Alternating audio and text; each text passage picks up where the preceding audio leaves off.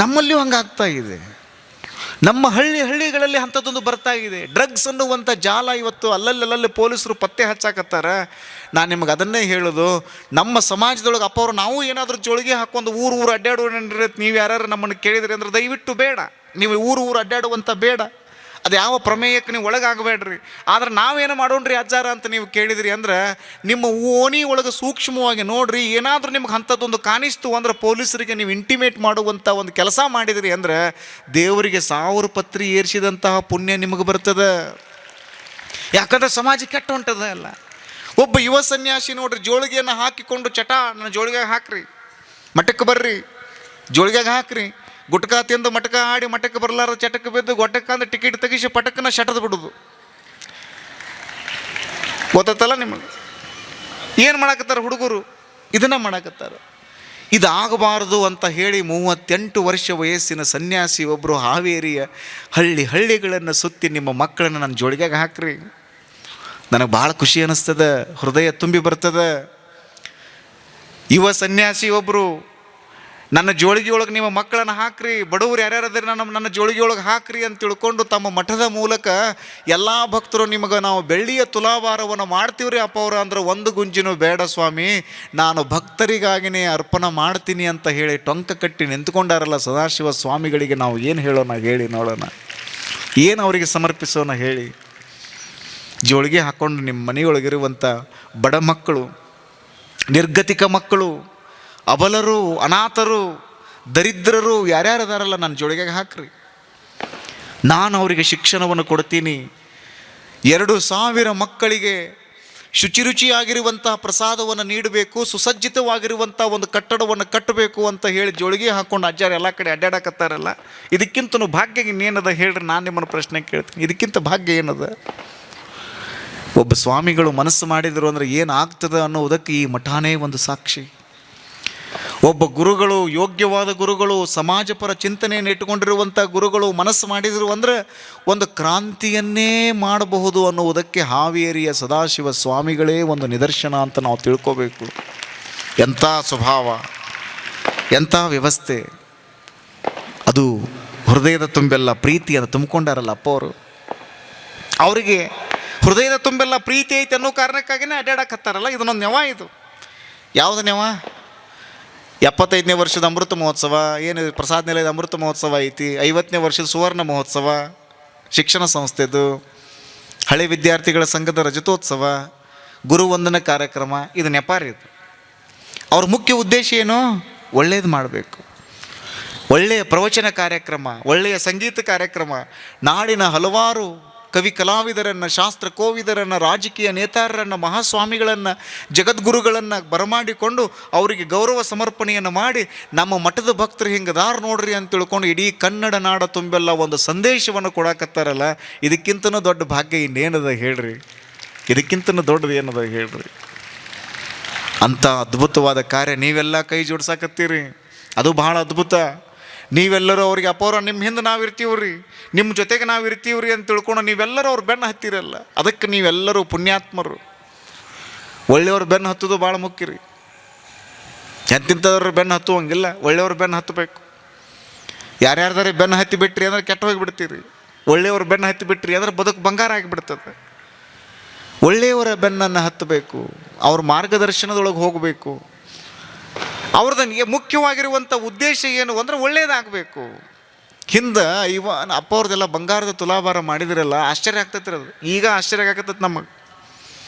ಇನ್ನೊಂದು 20 ವರ್ಷಕ್ಕೆ ಹಿಂದೆ ನೀವು ಹಾವೇರಿ ಹುಕ್ಕೇರಿ ಮಠದವ್ರು ಶಿವಲಿಂಗ ಅಜ್ಜಾರದ ಬಂಗಾರ ತುಲಾಭಾರ ಮಾಡಿರಿ ಅಂದ್ರೆ ಇನ್ನೊಂದು 50 ವರ್ಷಕ್ಕೆ ಮುಂದಿನ ಹುಡುಗರಲ್ಲ ಅಂಥವು ಇಂಪಾಸಿಬಲ್ ಸುಳ್ಳು ಹೇಳಾಕತ್ತೀರಿ ನೀವು.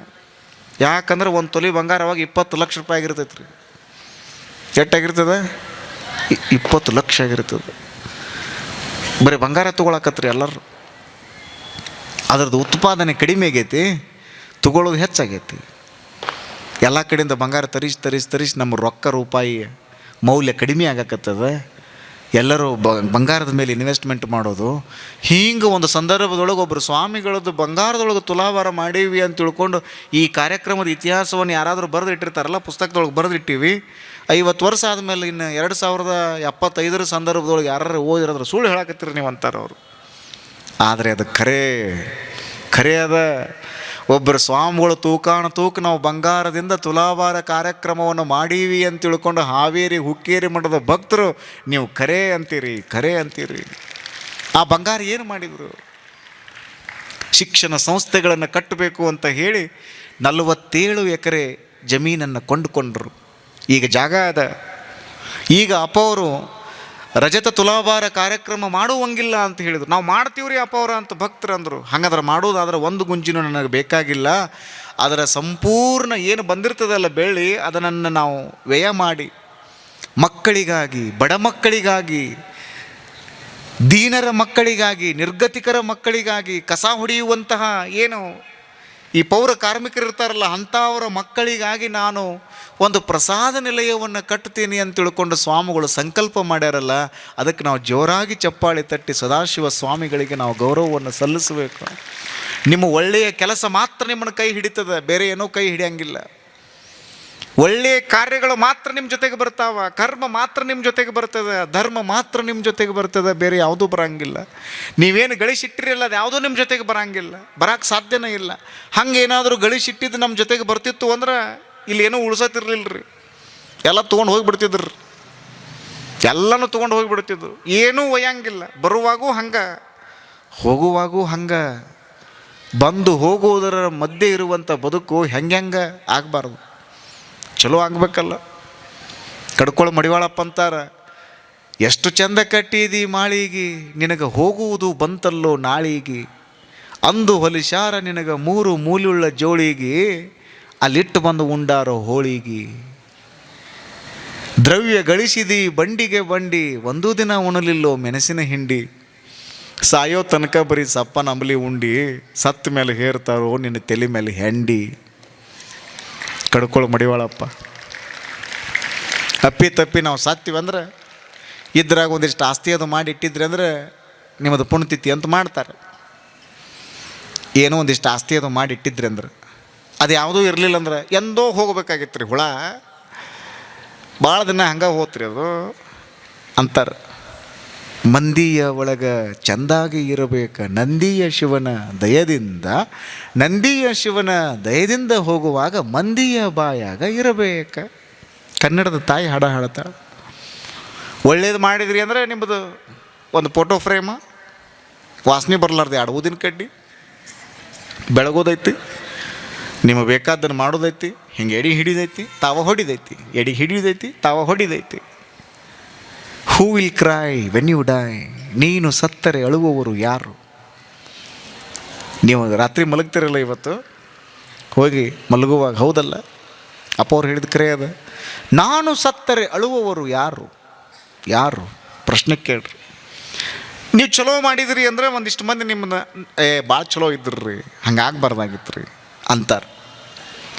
ಮತ್ತು ನೀವೇನೂ ಒಳ್ಳೆಯದ ಮಾಡಲಿಲ್ಲ, ಹೃದಯದ ತುಂಬಿಲ್ಲ, ದಯಾನ ಇಲ್ಲ, ಹೃದಯದ ತುಂಬಿಲ್ಲ, ಕರುಣೆನೇ ಇಲ್ಲ, ನಿಮಗೇನೋ ಅದ್ರ ಬಗ್ಗೆ ಗೊತ್ತೇ ಇಲ್ಲ ಅಂದ್ರೆ ತೊಗೊಂಡು ಏನು ಮಾಡೋದದ ಹೇಳ್ರಿ?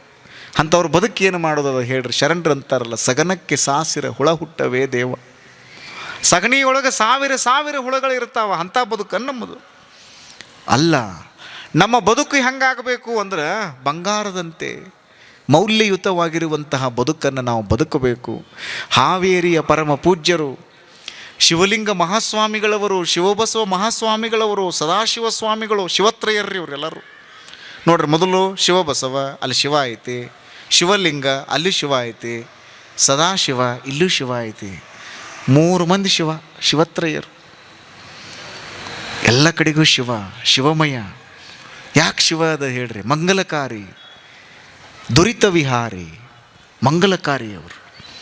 ಎಲ್ಲ ಕಡೆಗೂ ಮಂಗಲ. ಅವ್ರು ಎಲ್ಲಿ ಹೆಜ್ಜೆ ಇಡ್ತಾರಲ್ಲೆಲ್ಲ ಮಂಗಲ. ಅಪ್ಪವ್ರು ಎಲ್ಲಿ ಹೆಜ್ಜೆ ಇಡ್ತಾರಲ್ಲೆಲ್ಲ ಮಂಗಲ. ಅವ್ರು ಯಾವ ಕಾರ್ಯಕ್ರಮಕ್ಕೆ ಹೋಗ್ತಾರಲ್ಲೆಲ್ಲ ಮಂಗಲನೇ ಮಂಗಲ. ಯಾಕಂದ್ರೆ ಅವ್ರು ಶಿವನನ್ನು, ಅವ್ರ ಹೆಸರನ್ನು ಇಟ್ಕೊಂಡು ಪೂಜ್ಯ ದ್ವಯರ ಗುರುಗಳ ಆ ಅದ್ಭುತವಾದ ಶಕ್ತಿಯನ್ನು, ಯೌಗಿಕ ಶಕ್ತಿಯನ್ನು ಇಟ್ಕೊಂಡು ಬಂದಾರಲ್ಲ, ಅವ್ರು ಎಲ್ಲಿ ಹೆಜ್ಜೆ ಇಡ್ತಾರ ಅಲ್ಲೊಂದು ಕ್ರಾಂತಿ ಆಗ್ತೈತಿ ಅನ್ನೋ ಕಾರಣಕ್ಕಾಗಿಯೇ ಹಾವೇರಿಯೊಳಗೆ ಇವತ್ತು ಕ್ರಾಂತಿ ಆಗ್ತಾ ಇದೆ. ನೀವೆಲ್ಲರೂ ಕುಳಿತುಕೊಂಡಿರಿ, ಸಾವಿರ ಜನ ಬರ್ತೀರಿ, ಹಳ್ಳಿಯಿಂದ ಜನ ಬರ್ತಾರಂತ, ಬುತ್ತಿ ತೊಗೊಂಡು ಬರ್ತಾರಂತ, ಎಲ್ಲರಿಗೂ ಪ್ರಸಾದ ಮಾಡಿಸ್ತಾರಂತ. ಈ ಎಲ್ಲ ಕಥೆಯನ್ನು ಹೇಳೋದಕ್ಕೆ ಎಷ್ಟು ಖುಷಿ ಅನ್ನಿಸ್ತದೆ ನೋಡ್ರಿ. ಇದೊಂದು ಅದ್ಭುತವಾಗಿರುವಂಥ ಪುಣ್ಯ ಪರಮ. ನಾನು ನಿಮ್ಗೆ ಅದನ್ನೇ ಹೇಳೋದು, ರಾತ್ರಿ ಮಲಗುವಾಗ ವಿಚಾರ ಮಾಡ್ರೆ ಎಷ್ಟು ಜನರಿಗೆ ಒಳ್ಳೇದು ಮಾಡಿದೆ. ನಾ ಎಷ್ಟು ಜನರಿಗೆ ಕೆಟ್ಟದ್ದು ಮಾಡಿದೆ. ಇವತ್ತೇನಾದರೂ ಕೆಟ್ಟದ್ದನ್ನು ನಾನು ಮಾತಾಡಿದೆ ಅಂದರೆ ನಾಳಿಂದ ಮಾತಾಡಬಾರ್ದು, ಇನ್ನೊಬ್ರಿಗೆ ನೋಯಿಸಬಾರ್ದು. ಒಳ್ಳೆಯದನ್ನು ಮಾಡಪ್ಪ ದೇವ್ರ ಅಂತ ತಿಳ್ಕೊಂಡು ನೀವು ಕೈ ಮುಗಿರಿ, ಆರಾಮಾಗಿ ಮಲ್ಕೊಳ್ರಿ. ರಾತ್ರಿ ಆರಾಮಾಗಿ ಮಲ್ಕೊಂಡಾದ ಮೇಲೆ ಮುಂಜಾನೆ ಹೇಳ್ತಿರಲ್ಲ, ಮತ್ತೊಂದು ದೇವರಿಗೆ ಥ್ಯಾಂಕ್ಸ್ ಹೇಳ್ರಿ. ಈ ಪ್ರಕೃತಿಗೆ ಒಂದು ಥ್ಯಾಂಕ್ಸ್ ಹೇಳ್ರಿ. ಯಾರಿಗೆ ಥ್ಯಾಂಕ್ಸ್ ಹೇಳ್ತೀರಿ ನೀವು? ಬಸ್ನೊಳಗೆ ಒಂದು ಸೀಟ್ ಬಿಟ್ಟು ಕೊಟ್ಟಾರ ಅನ್ನೋ ಕಾರಣಕ್ಕಾಗಿ ಅವ್ರಿಗೊಂದು ಥ್ಯಾಂಕ್ಸ್ ಹೇಳ್ತೀರಿ. ಈ ಪ್ರಕೃತಿಗೆ